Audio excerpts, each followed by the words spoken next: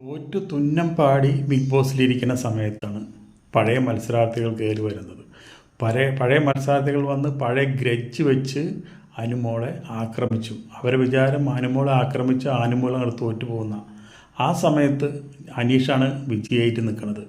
ഇവർ വന്ന് എല്ലാവരും ഒരു കൂട്ട അപരാധം അങ്ങോട്ട് നടത്തി.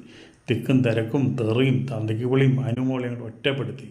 അതോട് കൂടിയിട്ട് ഒരു പ്രേമ നാടകം കൂടിയിട്ട് അനീഷ് കളിച്ചു.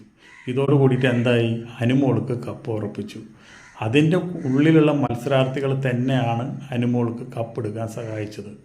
ഒരു കാരണവശാലും ഇവർ കയറി വന്ന് അനുമോൾ ഒറ്റപ്പെടുത്താൻ പാടില്ലായിരുന്നു. അനുമോൾ എന്ത് തെറ്റ് ചെയ്താലും എന്ത് ചെയ്തില്ലെങ്കിലും അതൊന്നും ചോദിക്കാനുള്ള സമയമല്ല നിങ്ങളതിൻ്റെ ഉള്ളിൽ കയറ്റി വിട്ടത്. പക്ഷേ ഇവരതല്ല ഉണ്ടായത്. ഇവരിവിടെ കിടന്നിട്ട് അനുമോളെ അങ്ങോട്ട് കൊത്തി നോവിച്ചു. അനുമോളിന് ചെയ്യാത്തതും പറയാത്തതും ഒന്നുമില്ല. അതോടുകൂടി അനുമോളുടെ വോട്ടും കയറി, PR വോട്ടും കൂടി കിട്ടിയപ്പോൾ അനുമോൾ വിജയിയായി. ഇനി കിടന്ന് കരഞ്ഞിട്ട് ഒരു കാര്യമില്ല.